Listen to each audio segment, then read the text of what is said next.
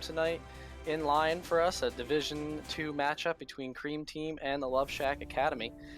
My name is Beak. I will be the play-by-play caster. Fuku, if you want to introduce yourself, please go ahead. Hello, my name is Fukumas. I'll be the color caster for today's game between Cream Team and Love Shack Academy.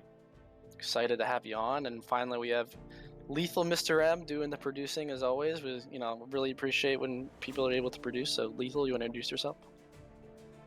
Well, I remember what you say. My name's Lethal, and yeah. Great. So, yeah, we got a big matchup today between Love Shack Academy and Cream Team. Looking at the standings, there's a lot on the line. Cream Team, it seems, based on the current the current leaderboard right now, is that Cream Team is currently undefeated with a 17 map win and 3 map loss record. So they have a lot on the line tonight. I actually think they're the only undefeated team remaining in all of Revolution Overwatch's tournaments between all 3 divisions, because my team unfortunately lost last week. So a lot of pressure coming on Cream Team tonight. And then Love Shack has a great record as well. They've played 5 matches, they've won 4. They have an 18-3 map differential. So it's going to be a really tough game tonight. I'm expecting a lot from both teams. Fuku, what are you looking to see out of this matchup tonight? Honestly, I don't know too much about either of these teams. I do know a few players off of Love Shack Academy, and that mainly would be Lita and Donut. And I remember Lita having a really, really nice main, with May Reaper coming back and just becoming really powerful in the meta, at least on the PTR. It's going to be really... I feel like we're going to see a lot more May, especially, especially more recently. Yeah, I think the key to this new meta that's been forming has been the May play, and I'm going to be interested to see tonight which these two teams, what do they even decide to run, because some teams are still, I think a couple weeks or months behind and still trying to run goats in certain cases. The 2-2-2 mix-up is always interesting because some people have fully committed, some teams are fully committed to only playing 2-2-2 comps, and some are still trying to exploit what they can out of being able to pick as many heroes from every class as you can. So it's really kind of up in the air tonight as to what we'll see, but I'm interested to see what kind of comps both teams run, and if there is a May on one of these sides, that May can really make or break the comps, right? Because if there's a great May on one team, they're a major headache, especially for the tank line. So yeah, May she's one of the few heroes in the game that can just straight up just deny space without an ultimate or being a tank. That wall is just so powerful. Being able to split up half the team, or even being able to just split up one person away from the rest of the team, for one team fight, 50% of the time it's not red. Right, and that wall has so much utility. Especially you're seeing at the OW level now, you're seeing that May being used for a litany of things, whether like you said, cutting people off, being able to deny halt hooks or even secure the kills on halt hooks. So I'm curious, and of course that Blizzard that she builds is devastating as well, especially on an Orisa Hog comp. So it's going to be really interesting to see what kind of comps they run out with, how much Orisa Hog we see tonight, versus more Pharah, more Reinhardt, Zarya. I'm a big Reinhardt guy, so I really wish we can go back to that. But nevertheless, we're going to see a lot of Cow Lady tonight, and I'm excited to see how what kind of value both teams get out of them. Yeah, most definitely. It's always interesting to see people run the Hog Orisa during these games, because either a team is really good at it, or they're just really not that good with it. Maybe that's because they're getting off the goats high that they were on, or whatever. But some teams are just better at it than others, and it requires a decent amount of coordination, whether you like it or not. Yeah, definitely. So we will be seeing, I'm sure, a bunch of. I'm interested to see what kind of support line we see tonight. That has been kind of a toss-up in the meta as well. We see a lot of Moira Lucio these days, but then I was seeing some Ana and Mercy combinations, as well as Bap has been pretty prevalent now that Orisa is super meta, and his Ant Matrix is pretty devastating. So I think we're getting Li Jiang Tower first. That's good, and we're about to jump into the game. So without further ado, we can load in and see what these two teams are going to be running. Coming in the Lijiang Tower, one of my favorite maps, we have, I think this is Night Market. Yep, that's correct. And we have, Love Shack Academy going with, seems like Widow and McCree, except, oh, it's a little too early to say. Now, this is a popular point that was a big GOATS point before. And then now it's all about establishing that dominance on the point with that Orisa and seeing what kind of holding those chokes in those doorways and then controlling the flanks from there. What are the kind of comps do you like running here, Fuku? Now personally, on Night Market specifically, I'm actually not that big of a fan of Lijiang anymore. I don't know why, it's just never been my favorite map, but on Night Market specifically, I don't know, I've always kind of liked the odd fair pick, believe it or not. I Hmm. don't know, like, a lot of teams, they don't tend to really expect it immediately, allowing you to possibly win that first fight. Now, obviously, fair's really weak after you capture the point on Night Market, so, Yep. that's more of like a specific thing towards me. But I imagine we're definitely going to be seeing, like, you know, I imagine we're definitely going to be seeing that with a Hog, obviously, and there's a variety of DPS you could run here. Things like McCree, Hanzo, Genji, just a lot of things you can run. All right, and we're about to get out of the gates, and we have Rissa Ball coming from, I think, Cream Team, but then we have the Rissa Hog, tried and true from Love Shack. Both teams coming out onto the courtyard. Oh, but Cream Team is going to try and take an angle flank onto the point. We have a Bastion set up, so let's see how they can use this Bastion. And there is coming, I think, a pause coming in.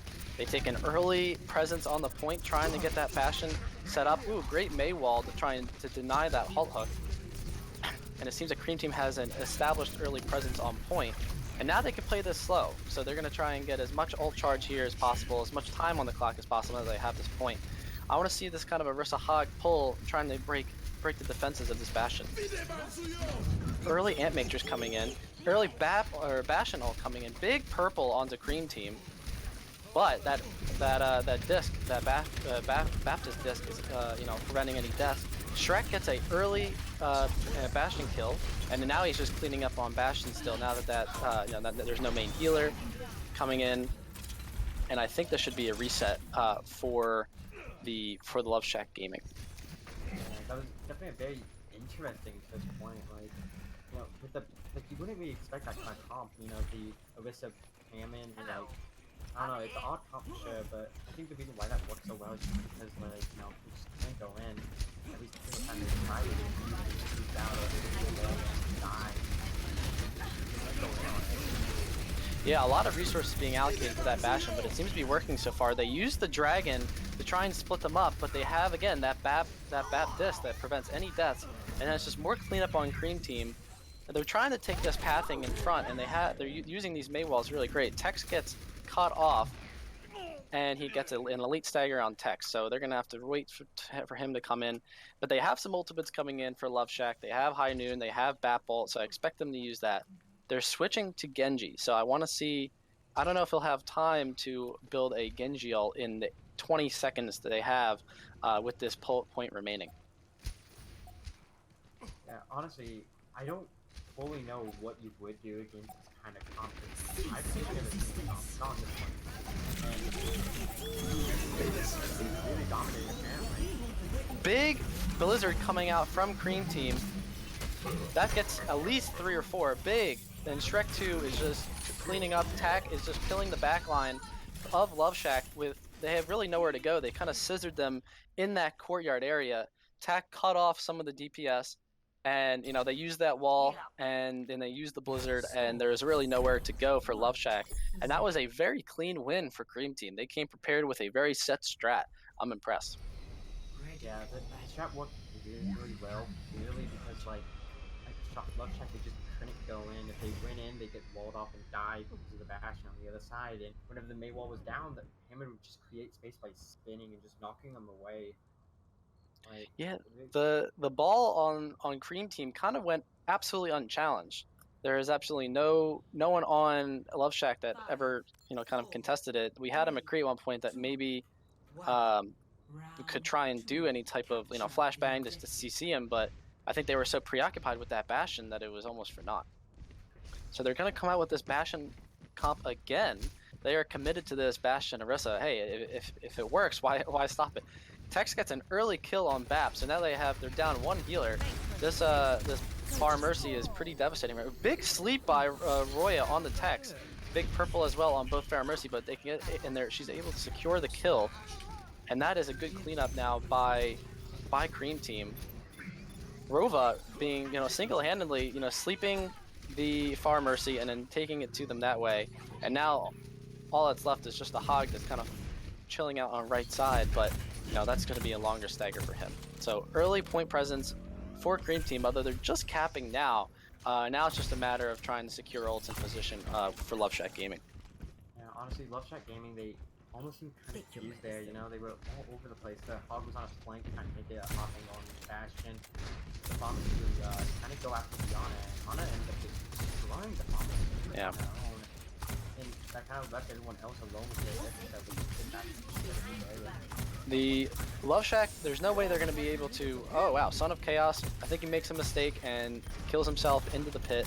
So this is an opportunity for Love Shack. They're up 2 people, but they're not going to have the shield break still with that Bastion out. Big purple on the side of Cream Team. They're still getting kills. Lakey is coming in. He has that blade. He's getting 1, getting 2, but then he gets blown up by Shrek. It's a pretty close fight. I think Love Shack still has this. JV is coming in and trying to whole hog everyone in the back line, and they still get the point presence for Love Shack. So pretty chaotic fight, but they win in the end. Yeah, this is a much worse point for Team Strat, really because of how much cover Love Shack Academy will actually have. And now look, now they're on this Bastion comp and they have to go into another function comp there. Honestly, that's really big. Big barrage coming in by Tex, gets slept immediately, and then Mercy dies, so Naoon is out, but they're still up 3, and it's still hard for, now that they don't have a they don't have the Orisa on the side of the Cream Team, that Bastion is pretty exposed, and now they're just sitting on this bridge, very, very exposed. Great hook by JV, getting Shrek down the pit, so this should be an early reset for Cream Team, but they have ults coming in, they have Ant Matrix, and on the other side, on Love Shack, Weebu has that supercharger, and they're going to be getting the the blade up soon. And Tex gets another boop kill onto that Roadhog. He doesn't have any flight ability, so he's going down. So again, more time being taken on the side of Love Shack on this point, and it should be approaching last fight soon. Yeah, honestly, in my opinion, they really should stop the competition, even though they do have these ultimates. They're not going to be able to do all that much of it. They have to go into another function comp or back. Right. You might not be able to set up reliably. Tex is poking them from the left-hand side. It's really hard, this Bastion, to try and attack once they don't have point presence.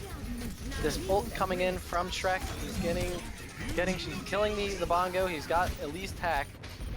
I'm sorry, yeah, he gets Lakey. And now it's just, Tex comes in from behind and only gets the BAP disc. And now I think Shrek is just able to come onto the point and absolutely shred. But now it's just Hog and Ana on point trying to clean up. And now this is just a better fight for LSG the longer it lasts. Big Purple coming out onto David B. He's down. Son of Chaos gets a great kill on the healer, so they're down 1 healer. Seems that Love Shack is trying to control. Son of Chaos is playing the spin to win. Just trying to take up time, that way they can try and get some more respawns coming in. But now both balls are just trying to do some spin to win on the point. There's absolutely nothing going on other than that. So great cleanup by Love Shack Gaming. Yeah, like I said earlier, they honestly really needed to switch off that Bastion comp at that point, because the Bastion comp, I know you had ults and there was a chance for you to save it, and you almost did, but the fact of the matter is, Bastion is just at a massive disadvantage if he doesn't get that early present. Yeah, I think... Sorry, go ahead. No, go ahead. Yeah, I'd say what the thing about Bastion is, if you get that first point control, that's really hard to supplant. But if you lose that first point, like Cream Team did, then it's really hard for that Bastion to try and get into position to add any value other than just breaking their shields. And now that you have that point control, you can take as long as you want from Love Shack's point of view. So we're seeing some compositional changes on Love Shack. They're coming out with the Hanzo and coming out with the Lucio Junk. So I think they're going to try and go for shield break here. But again, anytime that Bastion is run, it's going to be hard to break shields. But I expect Lakey to get some big, big tires here from all the people he can jump. Tech is back on the Mei. So, trying to see all of these different compositions that we can run with this. Everyone kind of jockeying for position on the point. You have to respect the Bastion coming in. He's breaking down shields. Son of Chaos gets an early kill on Tex. So they're already down one in Love Shack. Weebu getting frozen. He has no control. He has to freeze. He's really low. They have to kind of give the point presence up to Cream Team, and they already have an early point presence. We see that wall coming out from TAC. They're still taking this fight, so Love Shack thinks this might be winnable. As I say that, Tex gets a dink on Reikini, so he gets a great kill there. The pull Halt Hook does not come in. JV is frozen, and TAC gets a kill on the main tank, so they have no shield now. Son of Chaos has this high ground control, so they're kind of well positioned all over the place. And Love Shack is kind of hard pressed. But as I say that, they get 2 more kills. JV gets a kill. He gets nanoed and then gets slept. That bomb keeps coming out. Oh, and he gets absolutely no one with it. Son of Chaos is the only one left on the point from Cream Team. And this should be a flip for Love Shack once the cleanup comes in. Yeah, I'm not sure if you really noticed like what we're actually doing there, but I find what they're doing today is just similar to what they're doing up to this point, except for the D.Va and D.Va and Reiki kind of split up the team and create a lot of space for the Bastion and for Ult. Yeah. All those flanks trying to give Love Shack as much trouble as possible. The Junkrat tire is coming in. We don't know where it's coming. Lakey dies in the process. Lakey gets the bat bolt. Tack comes in and tries to freeze. He gets 2 with the freeze. Weebu is trying to hide from behind his shield with that. His supercharger goes away. JV is trying to ult right into the D.Va matrix of Son of Chaos. Weebu taking a fight alone with the other Orisa. Someone needs to support these two. Meanwhile, Tex is getting the Bastion with the dragon, and JV is killing the main tank, and this is another fight win for Love Shack. Oh, and they're gonna stagger Son of Chaos here, so in their best interest, this will, big long stagger for Son. They're not gonna let him go back, and they actually put him out of his misery sooner than expected. Yeah, Love Shack are really playing this well, just really good ult usage, like, good, honestly, the positioning is kind of odd at times. They really stay away from the other side.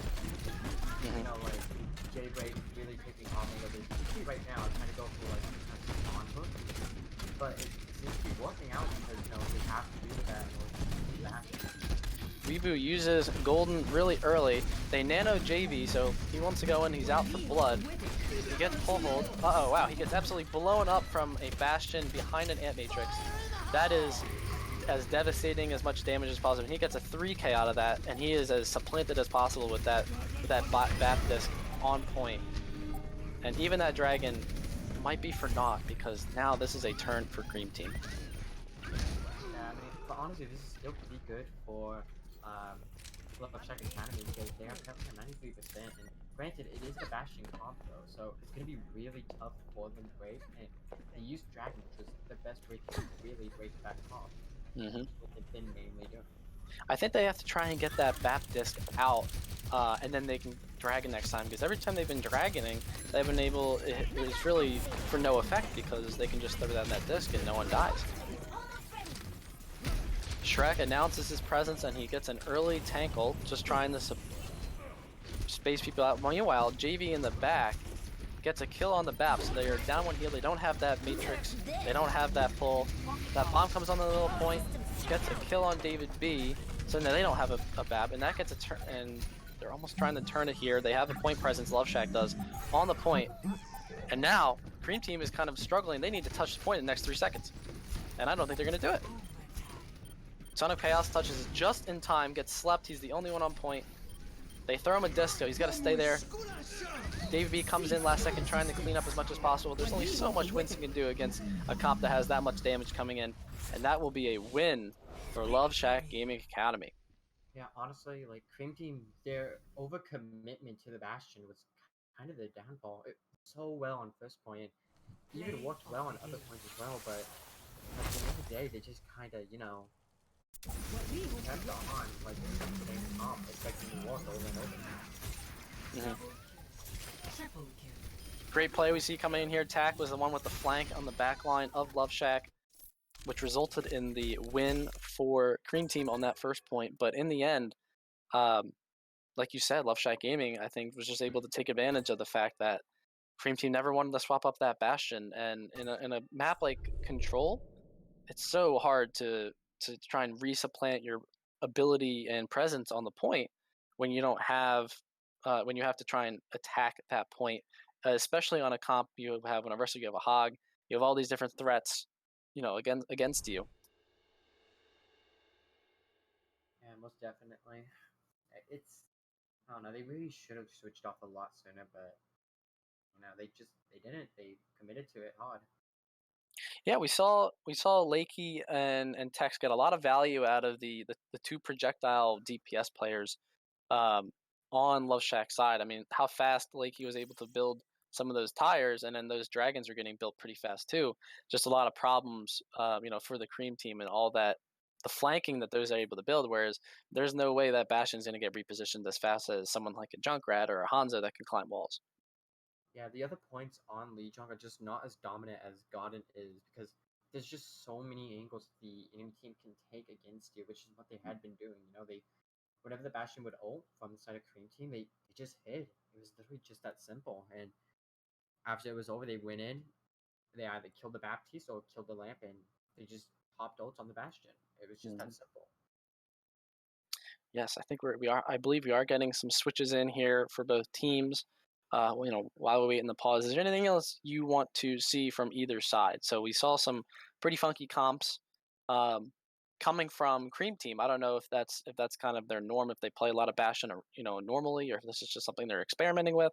Where I think we're going to Route 66 here for our next map. What is something you'd like to see here?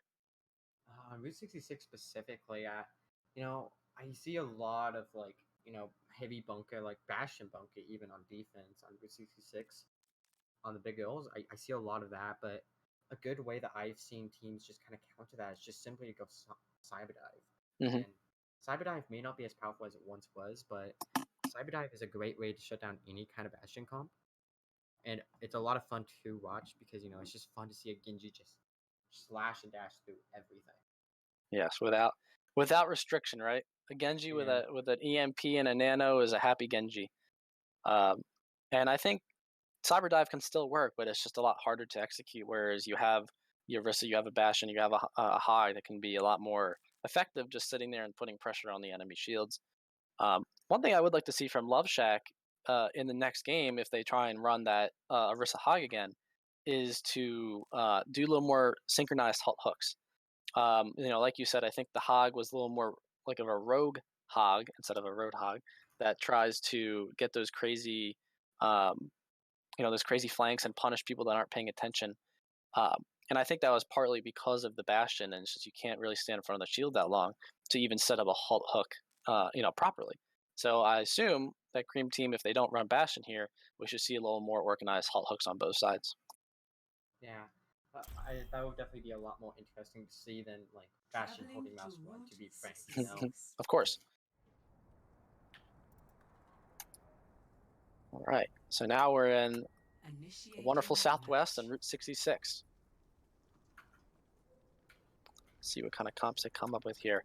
It is one of my favorite maps. I love the differences in comps you can play. Like you said, you can play bunker, you can play dive. Seen some even, obviously we've seen goats on this map, like every other map we have. So we'll see what things they run here.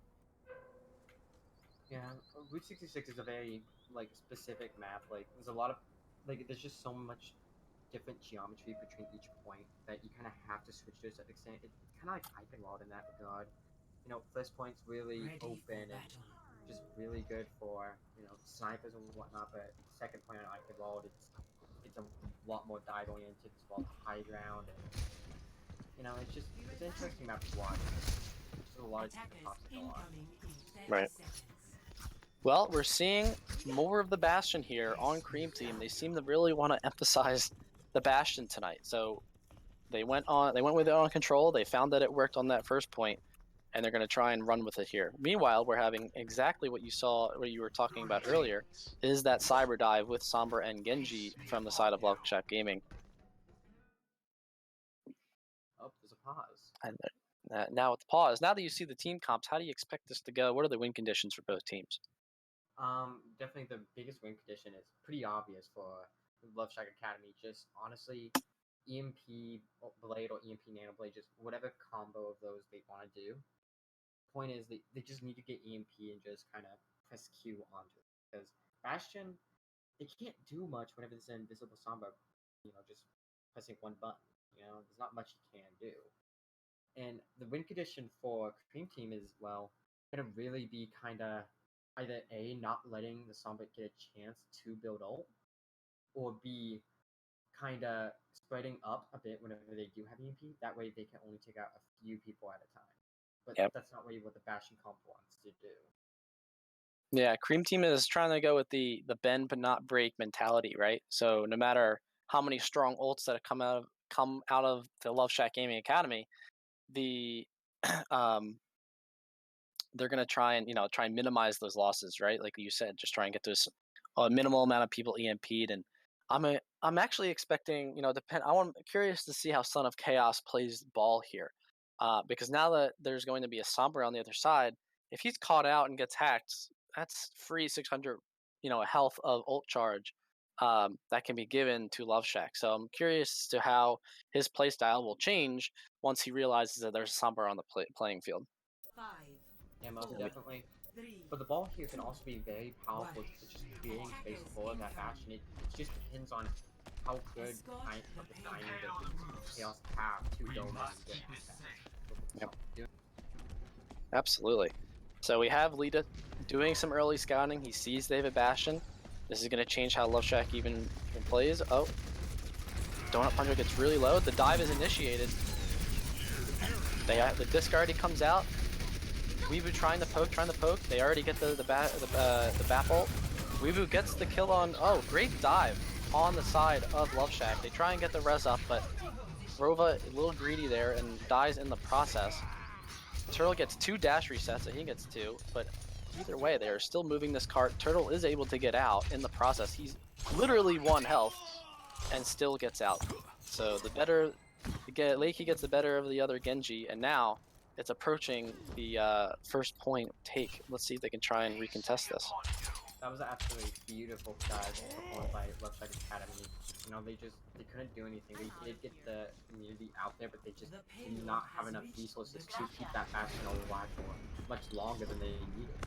And honestly, the Love Shack Gaming is in great shape now, right? They have almost EMP, they have Blade already, they have Nano coming in, so they're gonna try and get as much free push as possible, before they actually use these ults. Meanwhile, the Cream Team is setting up with a nice long sight line onto the point, and it's up to the Love Shack Gaming just to try and hide as much as possible before actually having to take this fight.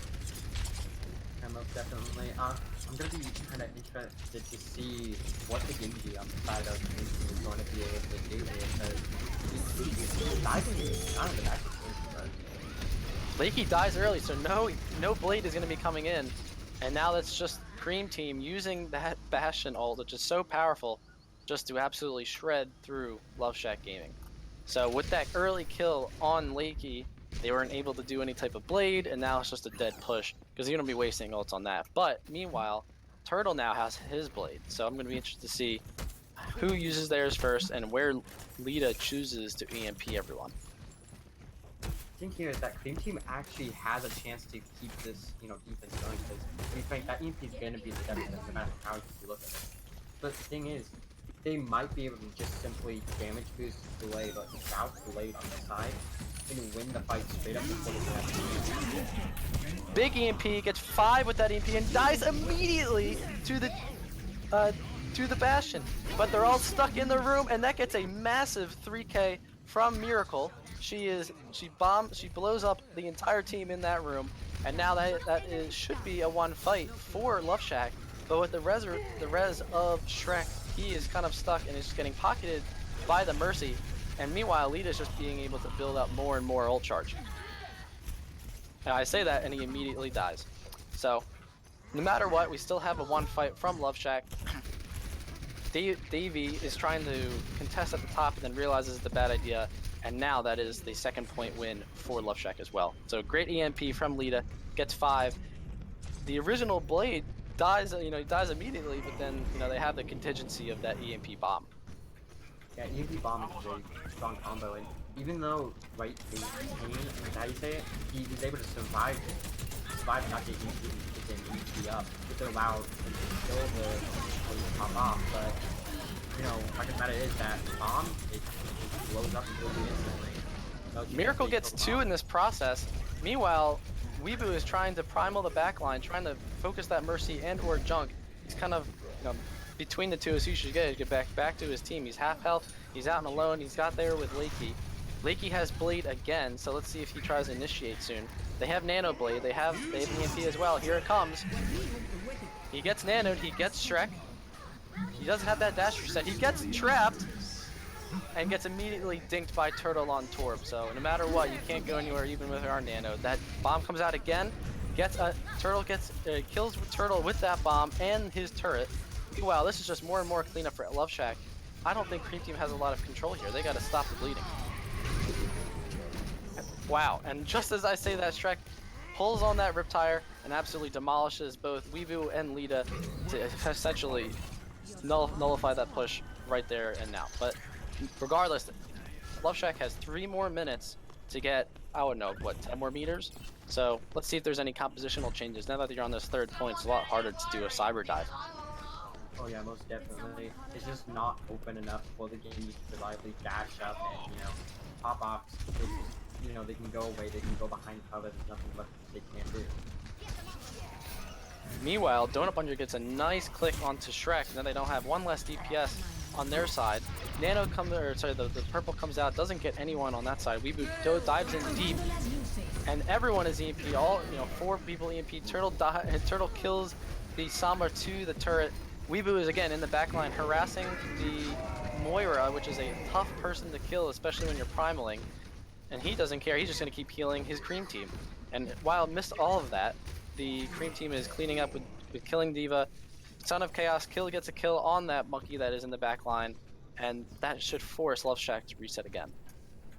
Yeah, Love Shack's best chance here is to either switch off the comp or something that can counter their very odd comp, or to pop off this Nano Blade in using trans in order to, more than likely get like some other kind of ship. Yeah, I think it would be best for Love Shack to have Weebu go to the Orisa. Even if it is, you don't have a hog on your side, it's at least a little more stable. The dives can still happen.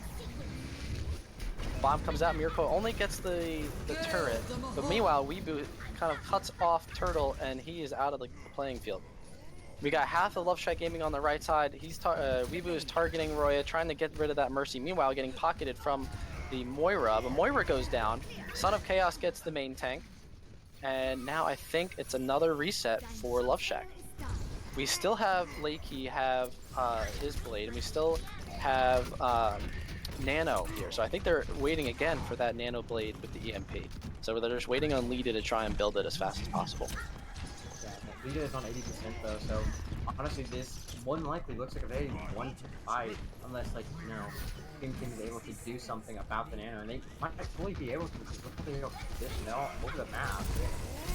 Donut Puncher gets a big dink on Shrek, so no tire coming in anytime soon. The Blade comes in, he's targeting, and he gets trapped again, but he survives this time.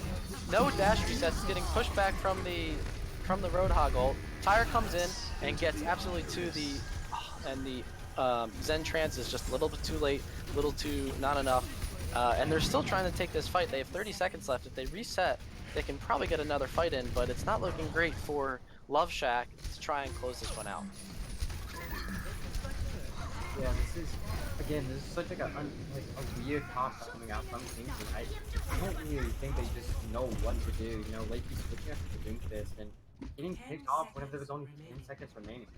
Yeah, 10 seconds. Someone's is gonna have to touch soon.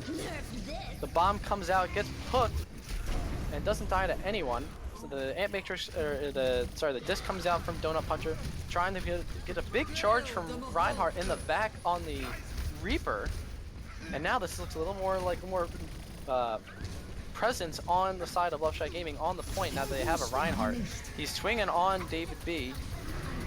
And he primal, so he's going to have a lot of health. He's going to try and isolate Reinhardt in the back. Meanwhile, they're A-matrixing on the point. A lot of damage coming through that. And Reinhardt, and another bomb coming in. And while the bomb is out, Turtle finds a great opportunity to do a Grim Reaper die, die, die. And now Shrek is just cleaning up on his, with Junk. And this should be a one fight for Cream Team. The Mini Diva's there. She's just trying to do as much as she can, but it proves to be not enough. Like Shrek is just probably really consistent on these relatively considered inconsistent heroes. You know, Bastion, the Junkrat. Like I don't know. I have never seen like a comp this weird, honestly. Yeah, and for a while they were playing a tank line. The Cream Team was playing a tank line of Monkey and Hog, which you don't see too often in terms of tank combinations, but it obviously worked for them. Yeah, I think just nobody really knows what to do against these comps, which is why they work so well for the Cream Team. They practice these comps, they train on these comps, but nobody knows what to do against them. And I don't know if it was just incredibly big-brained or incredibly lucky on the side of Cream Team that for both win condition of those Nano Blade EMPs coming in on the side of Love Shack, Lakey got stuck in traps twice, 2 times in a row. So, you know, great credit to I think it was Turtle, or sorry, it was Shrek exactly. That was able to put those traps in the places that only Lakey could hit. But I hate to see it as a Genji player. You have this big opportunity. Everyone's EMP. You got the blade coming out. You got that nano, only to get stuck in a trap, in an animal trap. So talking about unorthodox kind of playstyles, it seems that Love Shack Academy is actually pulling like something that you expect from the Cream Team. You know, really weird and odd immediate charge on. Probably expecting the Bastion. I think that's right. I think they know exactly the Bastion is going to be coming. Might as well take a super early fight and stop that payload and not even have much movement. Leaky tries to get in but fades away. The disc comes out from Bastion already. The Orisa on Cream Team is dead already, so they have no shields. Son of Chaos uses his shields already, gets a res onto the Bastion, but the Bastion's getting frozen again and absolutely gets demolished. And this is just all Love Shack. Great planning on them. They knew exactly what Cream Team was going to do because they've been relatively predictable in the comps they have been running. So great performance on their side, and they've really stuck the Cream Team in their own spawn. Yeah, it would seem like the Cream Team are what you would like to call a one-trick pony. You know, like they're really good at this one specific comp, but honestly, they're trying to get counted hardcore. But as I say that, Sonic Chaos gets it really calculated. That's a lot of damage coming in, but let's see if Lita can try and isolate someone and freeze one of these tanks to absolutely kill. Sonic Chaos already has those mines coming in on the point, so it's going to have to force Love Shack to back up a little bit, and because of that, Weebu is out of the fight. We have Miracle getting healed, trying to hook Turtle in the air with no luck, and they're going to have to back up a little bit very smartly from Love Shack. You don't want to take a fight without that shield tank. They have some ults coming in from Love Shack. They're going to have that Blizzard, so they want to take another fight. Big hook on the Son of Chaos, but just uses the grappling hook and the shields to run away from that big scary Roadhog. Turtle tries to play the game but gets hooked in the process, does kill a healer. Weebu does get the main tank for Cream Team, and now it should be a take to try and approach the point even again. Bastion tries to back up, and it does so successfully, and now they're able to beat it.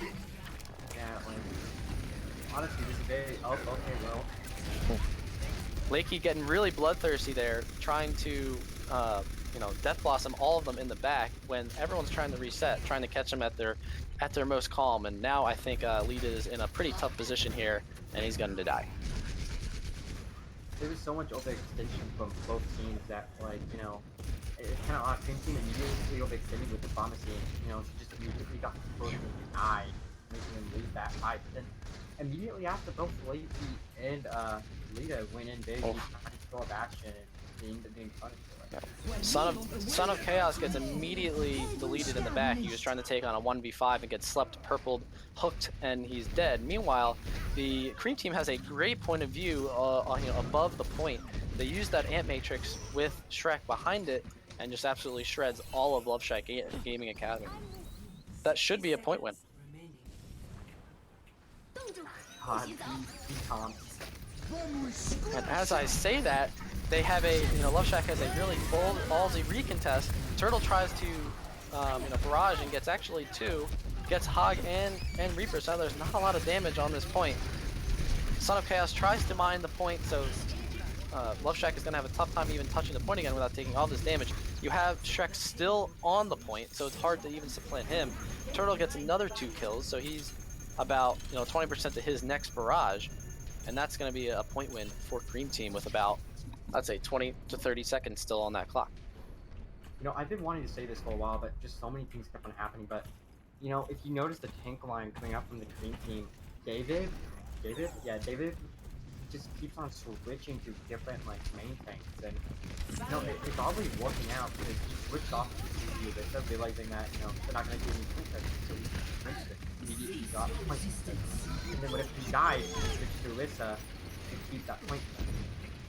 We have Shrek again with that tank, and he gets hooked, and he's immediately dead. We have the supercharger coming in on the side of Love Shack, which was able to help clean up the entirety of Cream Team, but the card is still moving. Son of Chaos is still moving that card, but he gets slept, then hooked, then purpled again, and he was still able to come out. Meanwhile, Lakey is trying to go on another suicide mission and do another Death Blossom, but he doesn't get anyone with it. So he tries to get a tremendous value again when they're trying to regroup. I'm questioning the timing of his Death Blossoms, but he must have had some sort of reasoning to that. Meanwhile, Shrek gets an early kill in the Lucio, but Mercy gets hooked out of the air and dies by hand of Lita. So now we have Lita trying to chase down that Pharah on the roof of the saloon. Son of Chaos gets frozen and hooked and pulled again, and he's able to get back out again. So they haven't really been able to, punish him as much, and they're going to come in with this. A ton of things happening here. They have the barrage with the blizzard. They had a Nanode Reaper coming in, but still not that many kills coming out. Lakey gets the kill on the main tank. Shrek is still alive as this Bastion, just trying to hide from the Reaper. He's scared as hell that he does, and he comes, and he does come and does die. Lakey gets another kill on the main healer Rova. Son of Chaos gets another Mines and is still trying to fight this fight, even when I think they still have this win. The Weebu's kind of cut off on the point. The supercharger comes out on the side of Cream Team, and it's still there. They're still able to push and move this cart forward. Yeah, the comment coming up from Cream Team, I know I sound like a broken record at this point, but Son of Chaos is just creating a lot of space for the Bastion to pop off, and now even with well, I guess you don't Bastion anymore, but you get my point, but there's a lot of things being created as well. We had 3 early kills coming in from the side of the Cream Team, and then Lakey still decides to use that Death Blossom. Doesn't get anyone with it, but he does get Son of Chaos now. The Ant Matrix comes in on the side of Cream Team, where you have a Junkrat shooting those his little bird things into that Matrix. So it's coming a lot of damage coming in from the top. They have no one really to contest him on that high ground. Weebu coming in, he uses his gold. He's the only one left. He's only a matter of time till he gets deleted. And the cart is continuing to move on to this 3rd point. Yeah, I mean, this is the definition of a triple threat. That him, he goes in, creates space. Junkrat, he spams in and does a lot of damage. The Pharah flies up in the air and also spams damage. It's just a lot of things they have to worry about. I think that's kind of what makes him so powerful. Yeah, we have this Orisa v Orisa still going on. They get the Hull Hook onto Son of Chaos and he gets immediately blown up. They use the BAP disc, so that one's out. A little bit premature. There doesn't seem like there was that much of a threat coming in. They know Turtle's in their backline. He gets immediately deleted. And that Tire's coming in and gets removed by Lakey. And this should be an easy an easy fight win for the side of Love Shack Gaming. Son of Chaos is trying to lurk in their backline, but you can't really sneak around as a giant hamster ball. And he gets removed, and it has to get sent back to spawn. Yeah, I personally don't think this comp is really going to be working out for them for much longer, because at the moment they just have a bunch of counters to their comp. Getting up to going after the to punch the ball a lot more. Yeah, we see Lakey coming in from behind and gets 2 kills with that Death Blossom, and then gets immediately deleted by Shrek on that Bastion. Is still there. He's the only one left. And this is now last fight territory. Sonic Chaos is going to have to touch this point, but this is probably the worst place for the Cream team to be kind of stuck here with a ball and with an Arista with a Bastion. Just in a great position for Love Shack Gaming. Nevertheless, they still have this point presence. Turtle switched to Tracer to try and get back to point. Miracle coming in and she kills Turtle. Sonic Chaos gets a bomb kill with Lakey on Lakey. And now we have a ton of kills coming in on the side of Cream Team. Now that you have that Bongo down, you have tank configuration coming out. And Miracle is going to have to heal and back up. I think she's going to get staggered here. And now we have this overtime situation coming in on the side of Love Shack and Cream Team. Let's see what kind of ults we got going here. There's no reasonable ults of any kind on the side of Love Shack, and we got Donut Puncher dying early, so they're gonna have to wait even longer. They're gonna be one person down. They're gonna take this 5v6. Leaky coming in deep, big purple coming in onto the Cream team, but then that that Baptist comes in, but then those mines come out from Son of Chaos and gets 1 kill on the main tank, so they have no shield coming out, and that's just able to clean up on the side of Cream team. Donut Puncher trying to do his very best just to try and hold as much as possible, but there is no delay, no stall coming in on the side of Love Shack, and from that, Cream Team gets the win. Wow. Just when we thought all was not, they had 60 seconds to take that last one. They had, that overtime push on third. They won 2 fights in a row, being last fight, and they were nevertheless able to remove Love Shack and get that win. Yeah, like, honestly, they just pour so many resources into this one Bastion, and it's working out really well for them, oddly enough. Like, you wouldn't expect it to work this well, especially on, like, later points, like, third point of Route 66, but oddly enough, it's oddly powerful. Yeah, the Love Shack is definitely struggling with having to constantly deal with a Bastion. It's incredibly stressful to have to deal with a Bastion entirely all the time because of, like you said, the attention that they're constantly taking. It's just really difficult. But I really thought that they were, in a great position. Love Shack was to hold at that corner on third point. But it just seemed like I think they took a little too much damage and they had to back up, and that allowed Cream Team to come back in and just have that supercharger, have that Bastion ult, and I think they staggered a little bit too, and it was just a series of unfortunate events for for Love Shack, which led to the map loss. So, but I think they played that map decently well.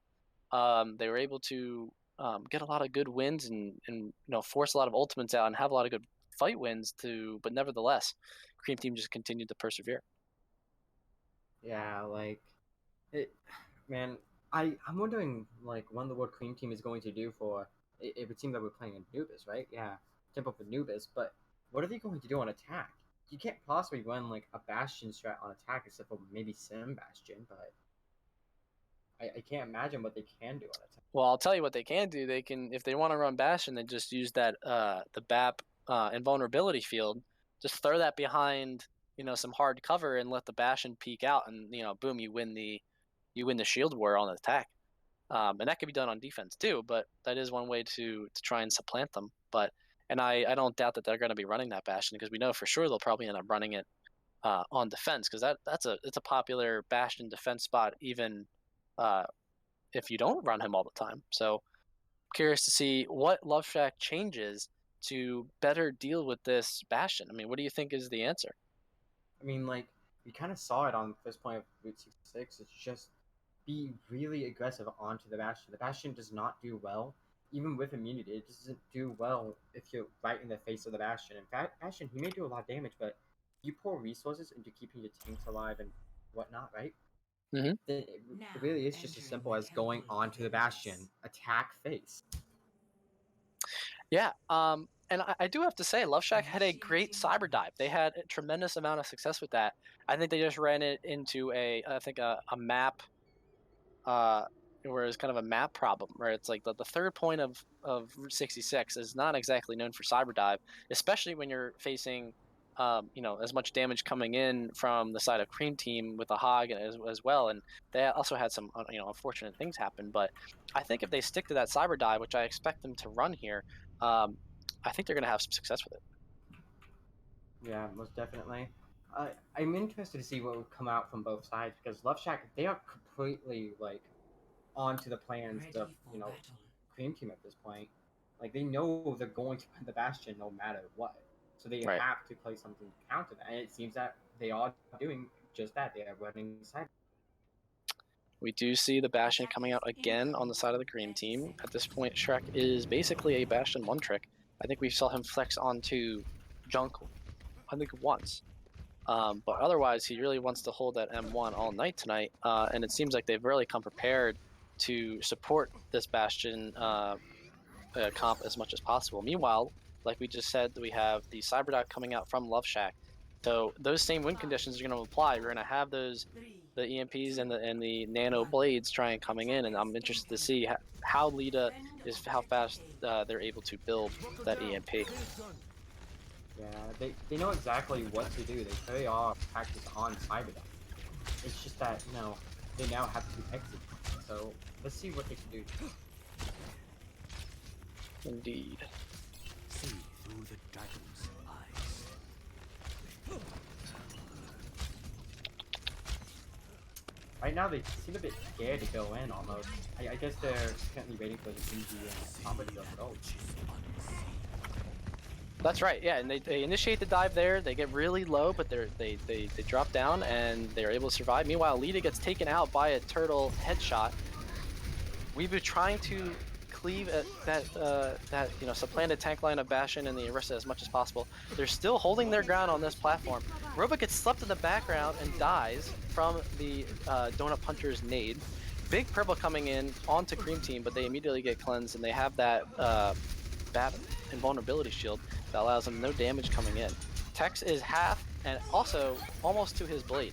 So while that push was unsuccessful for Love Shack, they're still building these ults. They're going to have blade next fight, but Lita died early, so they won't be able to have that EMP coming in as soon as possible. Weebu gets immediately deleted, his shield gets deleted, and he is down. He has to go back to spawn. Lita is hanging out on the left side of this point, just trying to get as much poke as possible and trying to be safe. But for the meantime, they reposition back onto point, so it's going to be even harder to dive this Bastion, but it also gives Love Shack a little bit more flexibility and opening as to how they want to position this dive in and around him. Yeah, most definitely. Like, from this position, it's going to be a lot easier to fade out the outfit.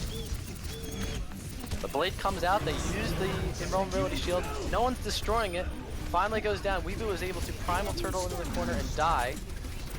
He's still primaling, there's a great spot for a monkey to go in, but now Shrek is just supplanted in that corner. Hard for him to die, but now this is a great position for Love Shack. The EMP comes out, gets 3, and now it's just a matter of Love Shack cleaning up this Orisa and the Mercy, and they are on their way to a point A win. That could have been, I think so. I think all they have left now is a Diva Bomb from Miracle. Now I think what they can do now is try and get Lita to build that EMP again, because now it seems that Lita and Tex are a little bit off in timing as to how fast they're building their ults. So they have a lot of time to work with here. Attack point B on the side of Love Shack Gaming. They have no really ults coming in soon, but they're going to see how they're going to use this Nano, maybe probably Nano Monkey trying to come in here. Monkey gets trapped and is going to die. Bomb comes in with no luck. DB gets a kill on Weebu. And with that supercharger coming out, that bongo, the Cream Team has complete control of the point, and there's no way for Love Shack Gaming to really kind of push this any further. You got Lita still lurking in the background though.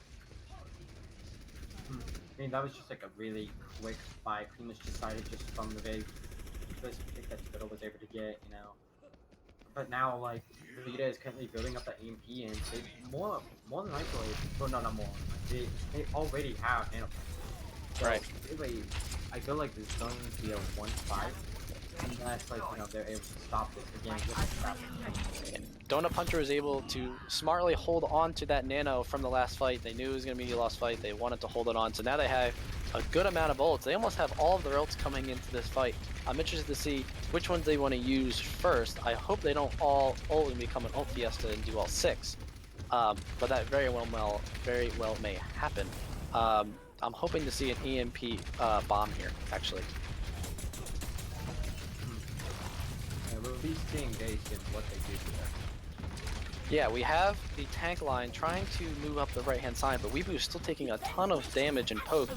And the EMP comes in, gets all 6 players. Weebu coming in and trying to delete Turtle. The bomb comes in, and Weebu is able to kill Turtle, but the bomb doesn't get anyone. Now Weebu is on the junket, he gets deleted. So now they have control of the point. The Mercy Rova is trying to get still stuck in the back line. And then the Blade is coming in from the side of Tex. He gets Son of Chaos, he gets Turtle, that's a 2k. Now he's just trying to clean up David B, has no jump. Rova is 1. Rova's still alive in this fight, had not died the entire time through her ult. And now it's just side of LSG-A Gaming has complete control of this point, and now it's just more of a stall tactic for Cream Team. Yeah, like honestly, unless like Cream Team can pop off his Junkrat, which they might fully well can, it looks like it's very excited for LSG-A, and there we go. Yeah, it was getting hard for them to stall on that point with all 5 to 6 players of LSG-A sitting on that point and just waiting for whoever jumping in is probably going to get hacked and just absolutely demolished. Great execution on that EMP, which got all 6 players of Cream Team, and that gave the dive condition for Weebu to come in, and he gets 2 right from that, and that just put Cream Team on their back foot right from there. Yeah, I think the original plan from LSG-A was more than likely to use the D.Va Bomb combo, but I think the D.Va might have been just slightly away from her position, which she needed, or maybe she didn't have a cooldown in time, which allowed them to get into cover and get away from the bomb. But it still worked out because Weebu was able to go in, make the space, get the kills, just pop off. Yeah, absolutely. It was really good win by LSG-A. They still have a healthy amount of time in their time back with 1 minute and 41 seconds. So now, of course, predictably, we see the Bastion coming out from the side of Cream Team on the attack. So I'm going to be curious to see how they're able to make that space for Shrek to try and get LSG-A off of the platform that I presume they're going to be sitting on. This is a tough point to take on this from a 2CP for an attack Bastion. And then they have that halt hook combination. It's going to be hard to, with all the DPS pressure and the damage coming in, with all the places they were able to sit, and they're going to get a couple early shots here from both the Ashe and the Hanzo with this nicely placed shield by Weebu on that high ground. Yeah, I can't imagine that Shrek's able to do all that much, especially with Davey B getting picked off. Oh, wow, we get Lita immediately deleting Davies' big head as Orisa, and he doesn't have to go very far for that spawn, and now it's just a matter of a waiting game for Cream Team. And now David B coming out from the spawn, they're waiting for him, they're going to have to use his shield to get past. I'm curious to see, I assume they're going to take this left pathing, gets another dink, he's already low again. Big pull coming in on the side of LSG-A, big pull and big dynamite combination with that. Lita is already more than halfway to getting a bomb. Now they're going to try and take this fight from the left-hand side of this point with this small little window. Big, huge purple here by Donut Puncher. Gets 4 people immediately. Shrek 2 is in a position where he can just look through this window, and that forces LSG-A to try and back up all the way to a point onto this the hut to the right side of this point. This is exactly what Cream Team wants. They want to keep incrementally pushing with the pressure from the Bastion ult. Yeah, I mean, like, I said earlier that I'd be very surprised if they are able to push with the Bastion ult, but as it turns out, I might just be wrong. Son of Chaos is the only one on point now and just used the personal bubble, so he is alone. Lita is right next to Son of Chaos, doesn't even realize he's there, and that means he gets deleted, and Son of Chaos then dies through his own Zarya grenade, and that should be, kind of a backup for Cream Team, but I don't think they're fully retreating. Bastion is still in there, still trying to get as much damage out as possible. The dragon comes out, doesn't get anyone though. It seems it just puts it right in between both parties of the team. And now this is another fight between the two shields in a different room this time. And this Shrek has not died once as the Bastion. They're just really trying to build all these ults on the side of Cream Team. That way they can then use them all. Yeah, like the name of the game is point for Cream Team. So if they can't get onto the point and actually get test it, then as you can see, they are just kind of hiding from the Bastion, so able to just kind of raid it out because they have no opening, which allows them to just simply, wait for this to come back. Lita was able to got caught out and then got deleted by Shrek. They used their own Ant Matrix, and all the ults are coming in on the side of Cream Team minus that grab. Supercharger comes out, which enables everyone to clean up even faster, and that should be another point A win for the Cream Team. Although it took them a lot longer than it did that Love Shack took, just because of that slow burn Bastion push that is so required. But it did end up working in the end. Yeah, after a while, like they get together enough ults and just kind of, all places to win the fight ultimately. But now Lita has that bomb, Miracle has that whole log. Like, yeah, I don't think we can do much on this push.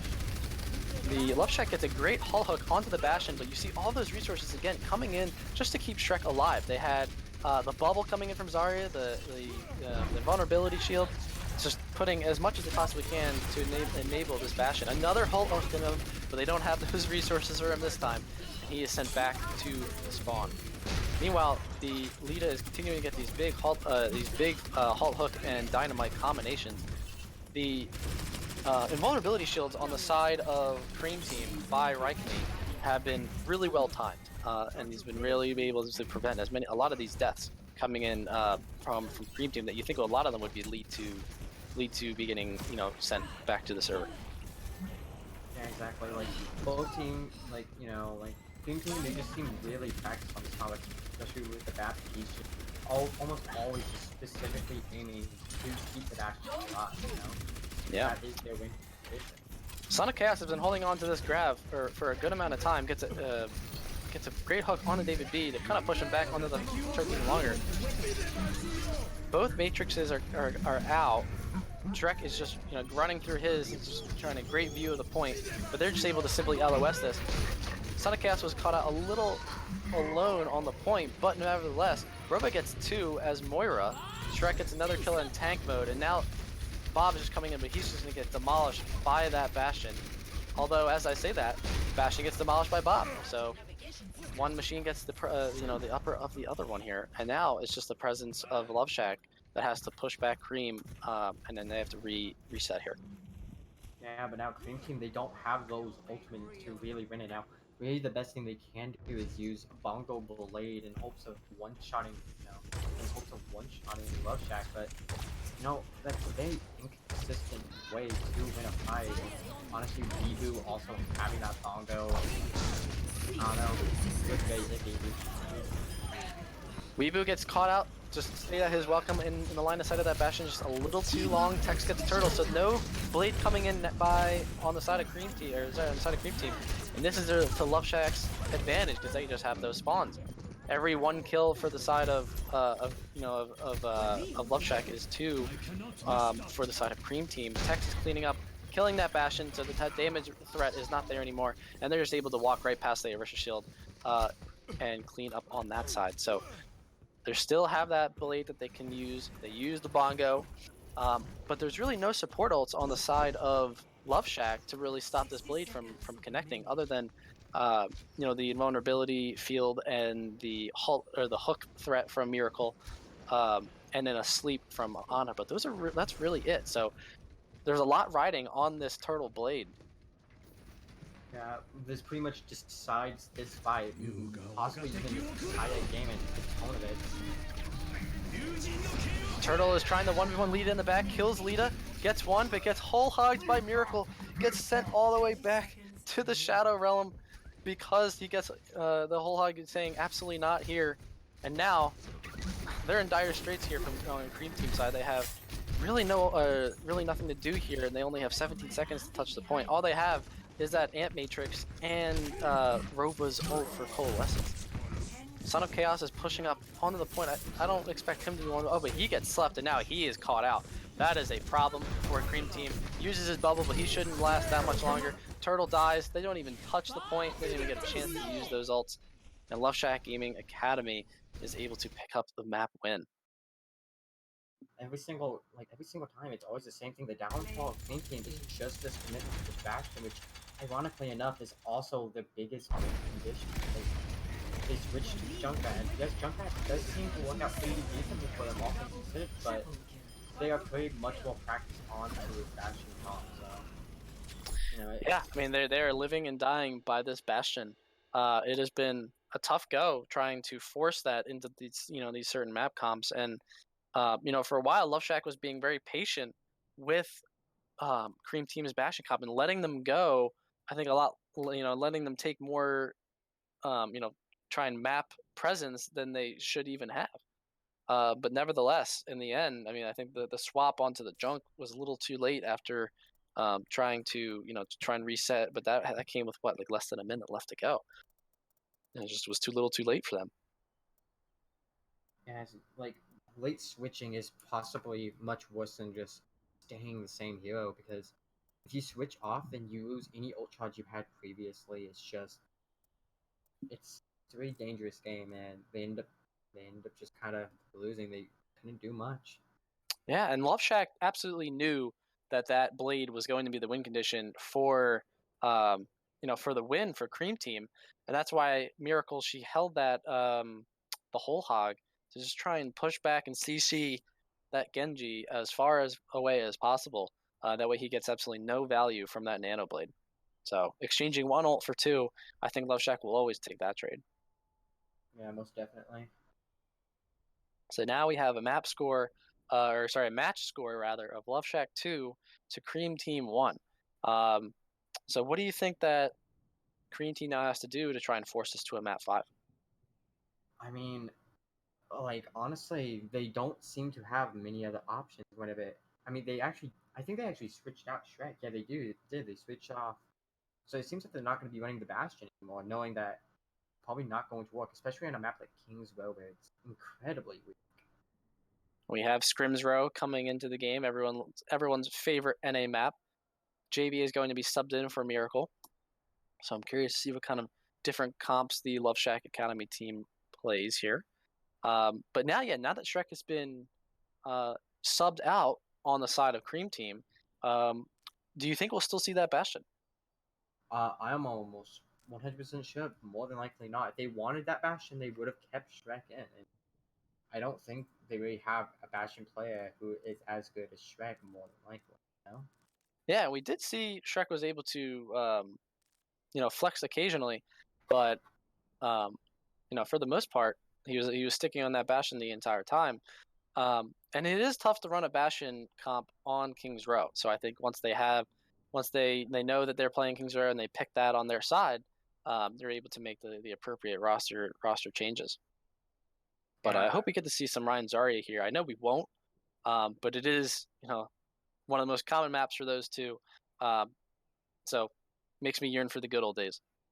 We might end up actually seeing the Ryan Zarya, because a lot of teams with 222 coming out, like they want to run the Ryan Zarya, and this is just one of the best maps for it. So Now in my eyes, they will be running it.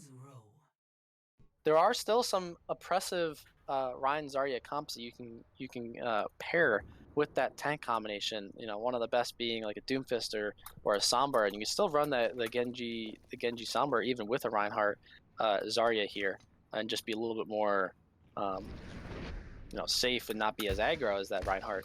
Now we have a little Widow duel coming in when everyone's waiting to load in. Yeah, most definitely. My absolute favorite comp, especially on a map like King's Row, is more than likely Hackfist and Mei on defense. Like, they're both just really good on this map, and it's entertaining to watch, to say the least. Yeah, we haven't seen much on the side of the Mei in this game at all, right? We've seen a lot of Bastion. We saw Tack earlier on Mei, so now that Tack is back in the game, maybe we'll see more of that Mei from him. But otherwise, for the meta being so Mei centric these days, it's been pretty quiet on her front. Yeah, yeah. At least during this match, like Ready I for imagine battle. that I will see a May eventually come out, and like I said, Lita is running that May, so you know, I guess everything we just talked about was kind of irrelevant, huh?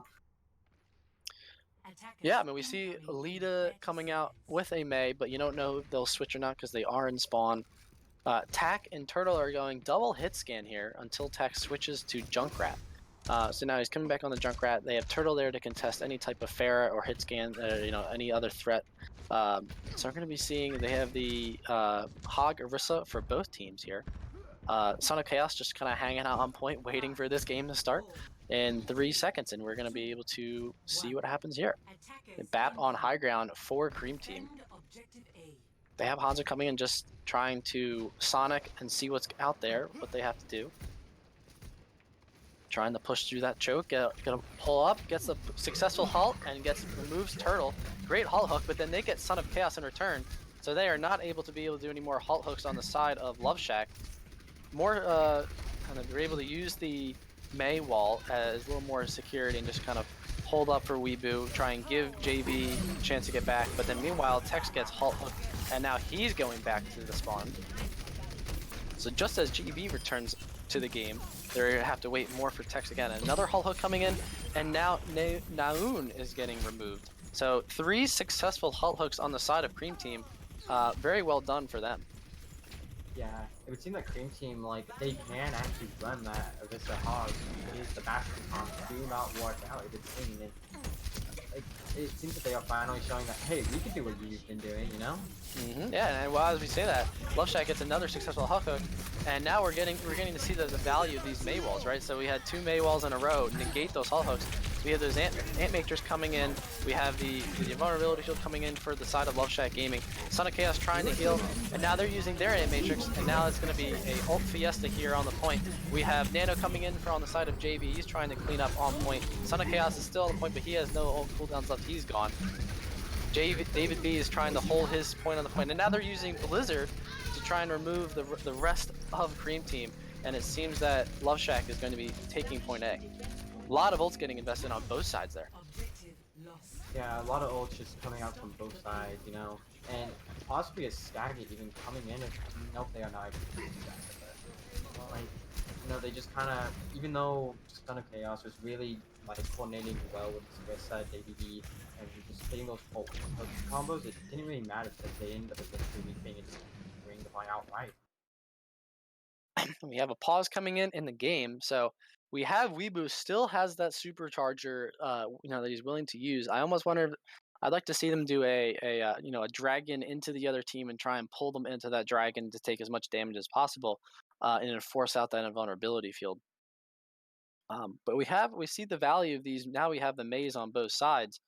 Trying to secure those kills for the halt hooks and also deny them, right? So we had that the kill coming in on Tack, but then the Mei was able to deny some of those hooks as well. So really impressive on both sides so far. We even though we saw a ton of Bastion coming in from the Cream Team, they've been able to demonstrate that they can play things other than the Bastion comps as well. Yeah, this is, like I said earlier, this is a lot more interesting to watch than a point-and-click adventure game, just to be frank. But I feel like this is going to be very interesting to watch because Turtle, they have that Blizzard. Tack has the Riptire. I feel like this is very heavily in the favor for Cream Team at the moment. They just have to regroup. That is indeed, yeah. The Cream Team is very well poised to kind of get a hold on Love Shack here. I'd like to see them take an early fight. That way, if they are able to stop the cart at that archway choke, that's pretty impressive and hard to break. When you're running a comp with a Mei that can cut people off when you're trying to run through this choke. And the only other things that they can kind of look through is that high ground window and then the far flank on the right side. So. Getting us back into the game here, we're going to be able to see what Cream Team decides to use.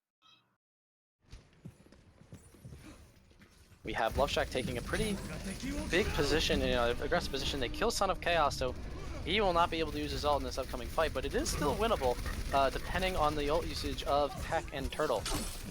Meanwhile, David gets a hull hook, and even if he does fortify, it's not enough. Nevertheless, they still try and use Tire, but that invulnerability shield saves the entire team of Love Shack, regardless of that Tire use. So a whole ult getting negated by a great use of the invulnerability field from Naun, excuse me. Game Team just immediately losing that low card really was damaging. Then Duelista had nothing to really keep herself alive. They were able to just ult hook her as well and get the kill. Gets a big kill on the Tex, Rakini, and now they're just going to try and, Cream Team is going to try and push this as much as possible. Meanwhile, we have the invulnerability being used, but it doesn't matter, everyone's backing up anyway. Big hull hook onto Lita, and now this should be a full reset for Love Shack Gaming, even if they are getting kind of walled in from that Mei. Mei freezing JV, doesn't matter, he's got his heal up, he's fine. And now they have to kind of reset here, but now they have ults on their side. Both Meis have Blizzard, so I'm curious to see which one is going to use theirs first. Yeah, honestly, I feel like whoever uses Blizzard first will actually end up losing the fight ultimately, because both sides have that Baptiste. Really, they're both gonna have to end up using the Baptiste ult in order to survive. Oh no, they all get nanoed, but the big wall coming in from Lita, but he does negate the entirety of JV's ult as well. Turtle's still freezing JV. He has not been able to play the game for the past 10 seconds. Tech gets a massive 3k Riptire, and that effectively ends that push for Love Shack. Yeah, Lita unfortunately just did not have the chance to counter Ultimate on their side, They were like 3% off, but then they got frozen and died, and it really was unfortunate. But now we're going to be seeing them going right back into the fray. Now they have the nail while the enemy team does not, so... That's right. We have a change coming in. Tex has moved onto the far. There's no one really to contest him on Cream Team. There's no hit scans. Big purple coming in from Donut Puncher on the Mei and Moira. But nevertheless, on the ground, you're getting 2 kills from Cream Team. Tex gets a kill on Tac, trying near the Mega Room. And that is again another reset for Love Shack. They just haven't been able to get in to use. They've been dying before they have the chance to use these ults. Yeah, like they just keep on getting dropped immediately. As I say that, it's kind of chaos. Immediately getting broken in. That is, he is effectively ended. Turtle gets purpled and frozen, and then gets shot through the Ant Matrix. He's down. Now we're just having Love Shack run over the rest of this Cream Team. Moira is trying to hide, but then she dies. You got to die on point there, trying to stop the cart. But you see, they were able to finally get in a position where they use those ults, and that results in a 1 fight for Love Shack. Yeah, Love Shack only using 2 ultimates. Bongo and in order to win that entirety of second point. Like, really good. We're seeing a lot of these fights getting initiated by the use of those hook combos, right? Like Sonic Chaos got removed early in that game, and he's gonna get removed early again as he gets purpled and died. So now he's done again. So now they are fighting a 5v6 again, and that's gonna cause them to back up. Rova uses an early, invulnerability field.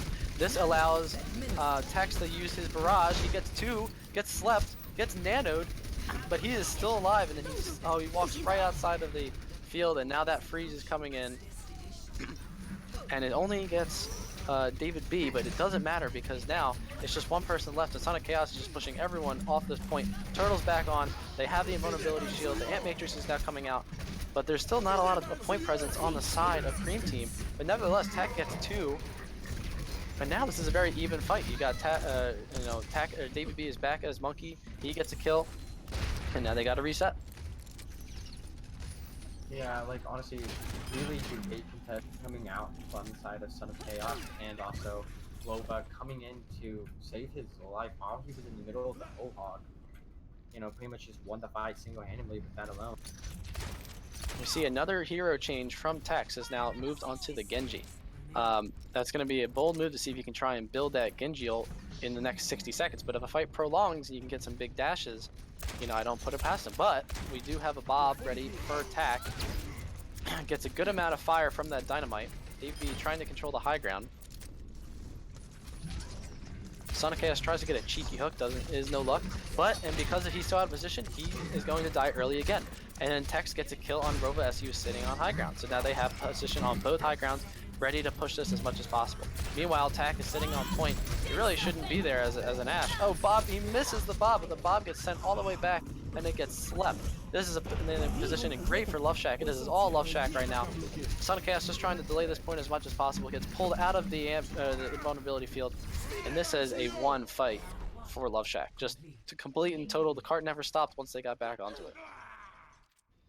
Yeah, honestly, like, just good play from Love Shack all around, you know, and the Genji switch, weirdly enough, actually ended up working out.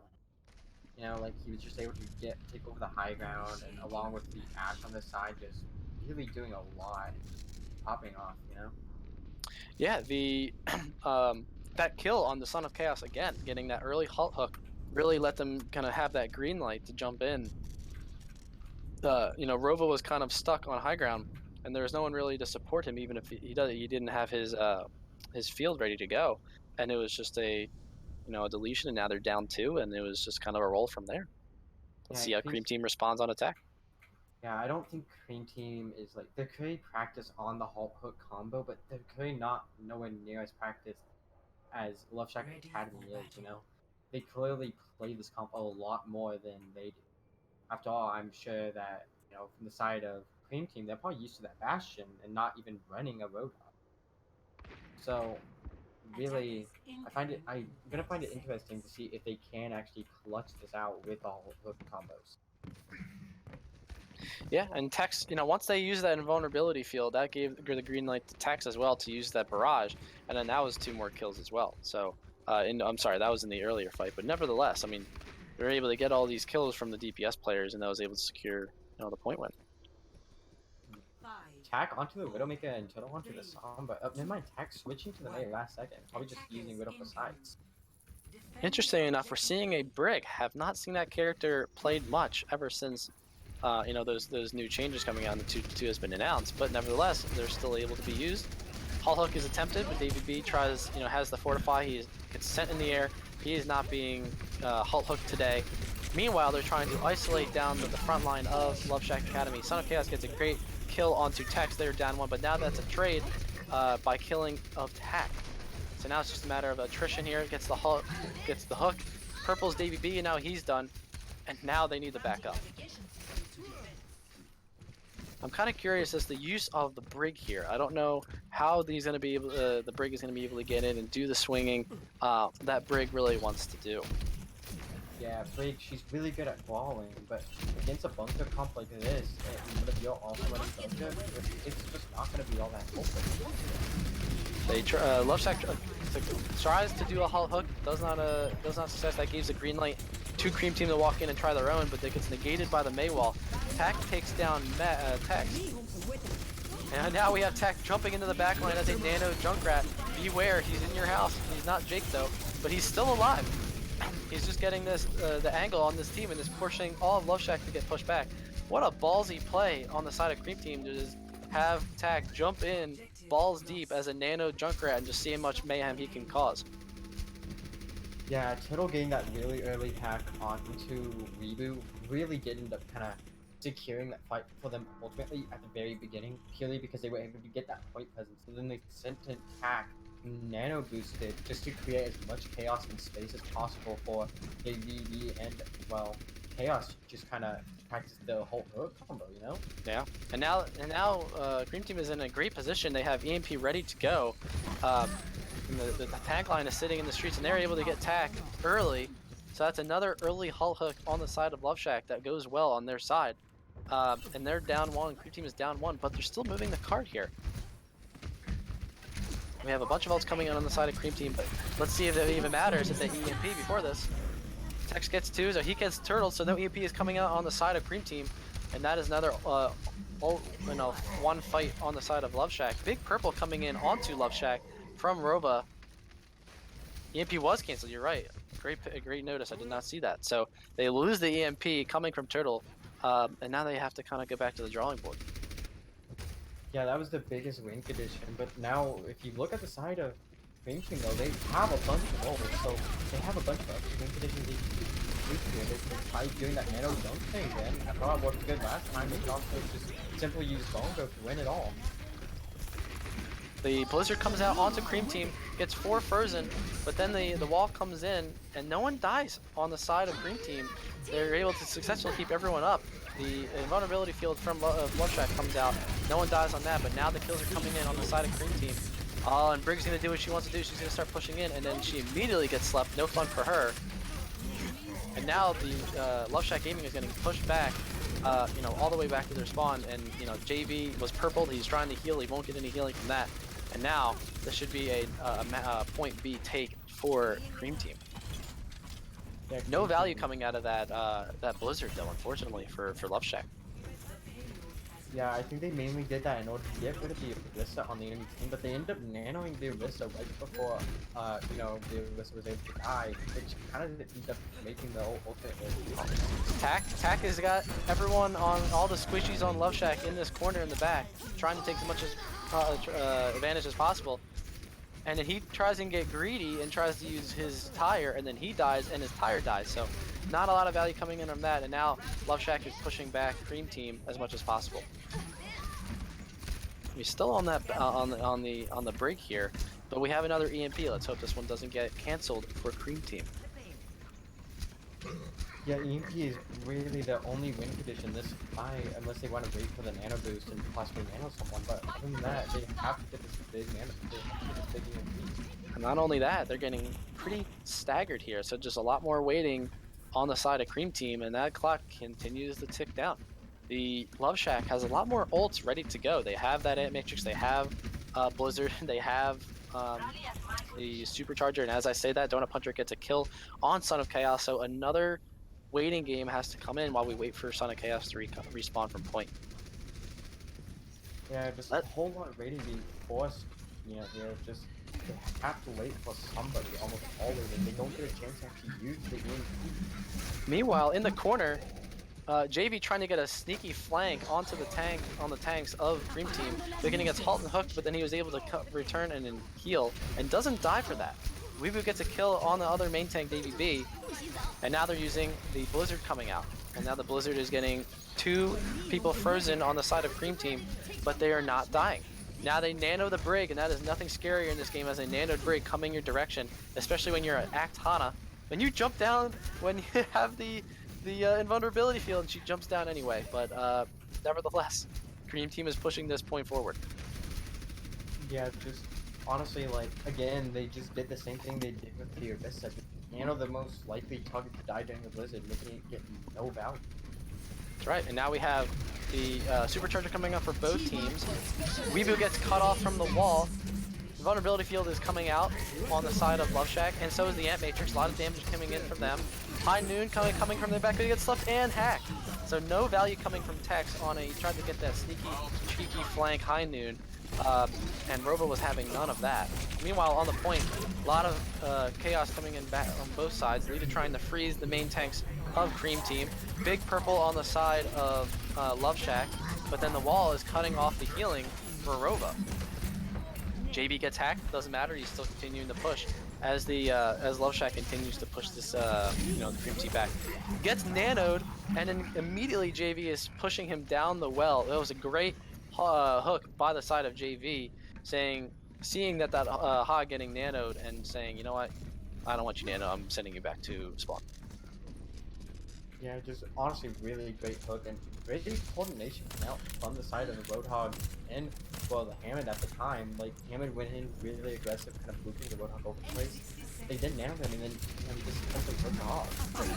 Pretty staunch defense here, and as I say that, Cream Team is coming out and gets a 6-man EMP, but then both Blizzards are coming out and getting a couple frozen on both sides, but Ant Matrix comes out, the vulnerability field comes out, there's just too much sustain on the side of Love Shack, and now they're cleaning up, and then they have to reset, otherwise there's only one more fight left. Pretty staunch defense though, as I was saying, from the side of Love Shack. They had 3.5 minutes to defend this on, you know, from Cream Team alone, and now we're approaching last fight territory.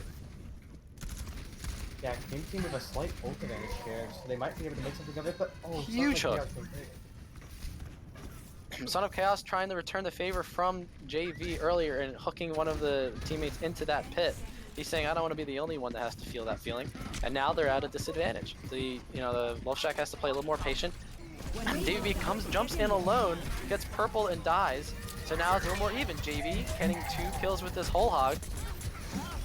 Trying to kill the nanoed Junkrat, but he doesn't seem to be as killable as either. They're all low, and they're trying to hide behind this point while Tex is trying to high noon. Successfully gets tacked. Son of Chaos gets frozen. He's down. Now it's just a matter of trickling, and now that Supercharger is coming in, it looks like to be the end of Cream Team. Cream Team receiving their first loss. Really is unfortunate to see that happen. They ran the Bastion so well, but Love Check Academy, they just caught on to it real fast, and able to just show that, hey, you can't just keep running the same thing. It's the definition of insanity, That's right. And then when they had to play this comp of the Mei and the Orisa and the Hog, and they were able to move it a good amount of time, but a lot of the EMPs that they had weren't getting a lot of value, or they weren't able to be followed up on, and that was able to give Love Shack Gaming just enough to continue and sustain. You saw a lot of those the immortality fields being used really well on the side of Love Shack Gaming, and just being able to sustain even more than what Cream Team was able to sustain.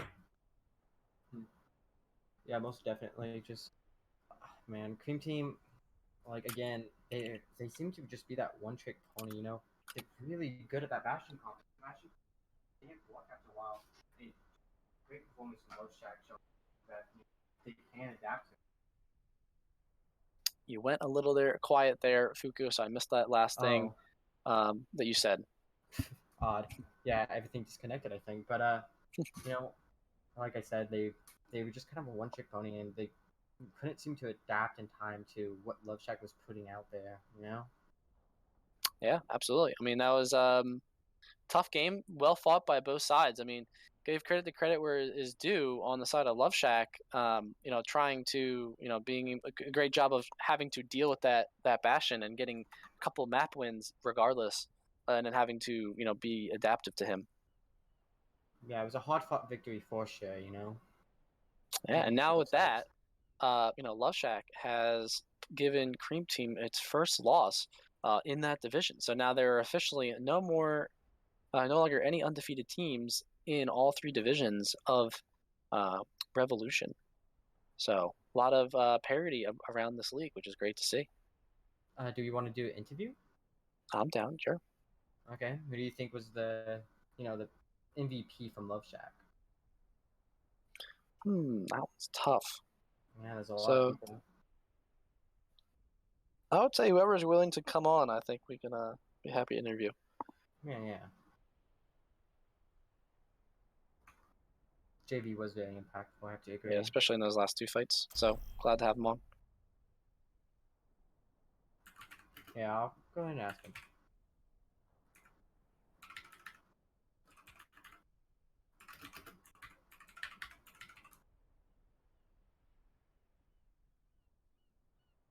Yeah.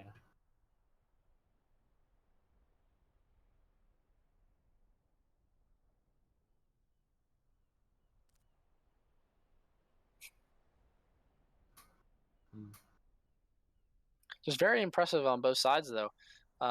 Being able to show the different showcases of the comp. We saw some Monkey, we saw some Diva, saw some Cyber Dive, and then we were able to see also the that May. No Reaper though today from the side of Cream Team, even though we only saw a little bit of Reaper from I think it was the second map where we saw Reaper from Love Shack. But other than that, it was a very impressive game on both sides. Yeah, hold on. I'm currently trying to get a hold of JV. Yeah. No, I'm just gonna add him in the general chat real fast. Excellent. So, anything else that you saw, Fuku? Worth discussing? On both sides. I honestly, I was hoping to save most of that for the interview, but if I have to say, I definitely want to know how exactly they felt about the Bastion comp, Mhm. and what was going through the heads on how do we counter this. Right. I definitely like the adaptation coming out from Love Shack Gaming. Just it's great. Yeah, that is definitely a challenge that you have to deal with. I'm interested to see now. Looking forward, I think there's only one more week in the season. Am I correct, Lethal? Okay. Yeah, I think that there's only 7 weeks, and I think this might have been, if this wasn't the week 6 game, I think if not, there's one more week of I think starting tomorrow. Um, so after that we have a pretty big playoff tournament coming that I think I'm excited about. And I think we'll see these teams facing off in some way, shape, or form in that tournament in a couple of weeks. Love Shack, yeah, JV Reg is actually in his chat now. Can we get someone to drag him in here? I can try. Or what is his name? Is it just okay? I got him. Yeah, JV Oh, Reg, yeah. I don't have drag privileges. Lisa, do you? Okay. Is Maybe there have a different. um like a common voice chat we can all jump in? Um. Hmm. Okay.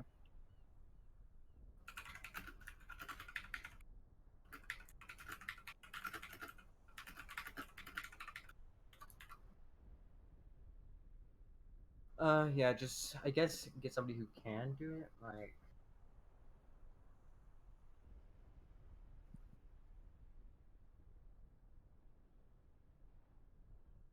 Mm.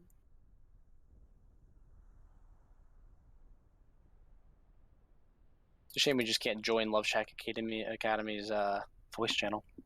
yeah, definitely. Really is a shame.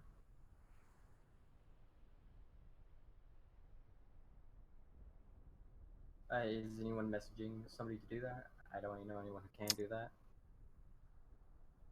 Can community admins do it? They should be able to. Yeah. If so, I can talk to Saturn then.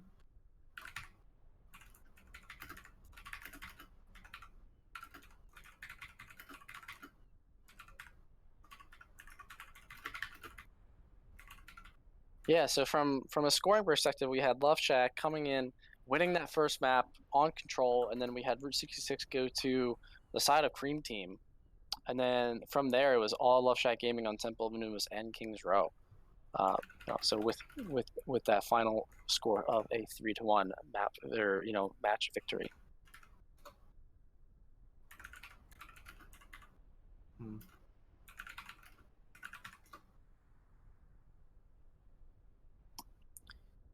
I'm impressed with the Love Shack Gaming side. They seem to have a great organization top to bottom because their Division 1 team is great as well. So Yeah. well done, and well coached on both teams. Yeah, Love Shack Clay just they're a good team based off what I have seen of them. Like really powerful team. You should really just be scared of them altogether. Absolutely. Yeah, I mean they're definitely a force to be reckoned with. I mean there is a reason why they have an 18-3 map differential score, which now I guess is a 21-4 map win loss record. So good on them, and that doesn't happen by accident. Yeah, I think I saw a shape online. Can anyone get to shape possibly? Sure. Yeah. The only person I know who can't do it is like not online. Unlockers.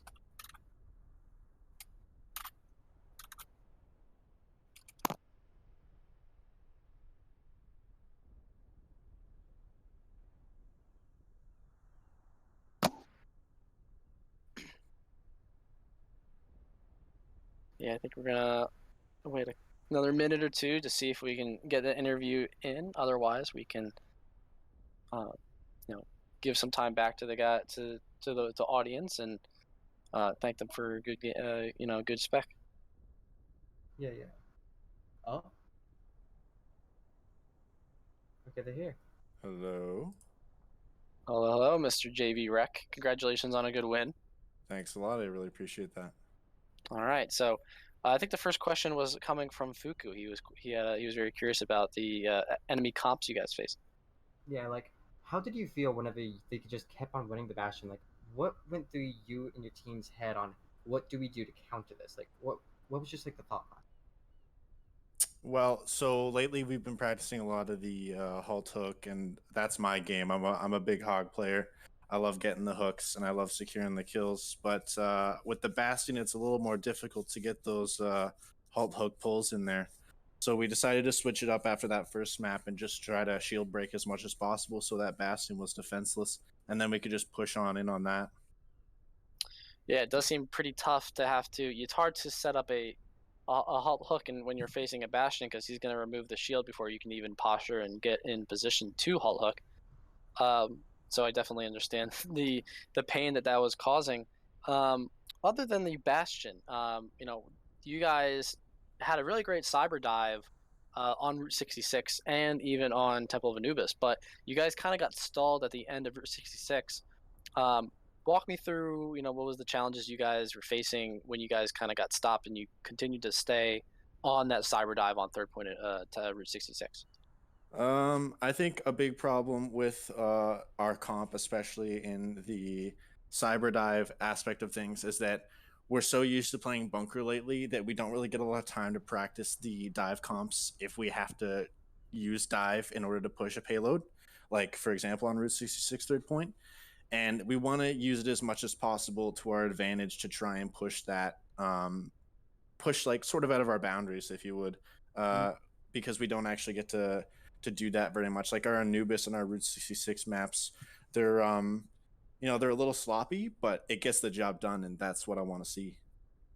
Yeah, I think it was also unlucky that for I think two consecutive blades, when you guys jumped in, your Genji player, I think it was is it Tex? I don't know who it was, It's but either Tex or Lakey, I think. yeah, I think it was Lakey. Got trapped by the Junkrat trap both times. It's just Um, super unfortunate. Genji's not really in the meta right now, and it's really hard to get good value out of Genji, especially if you're not in the right location. And I think Lakey and Tex do a great job at playing Genji.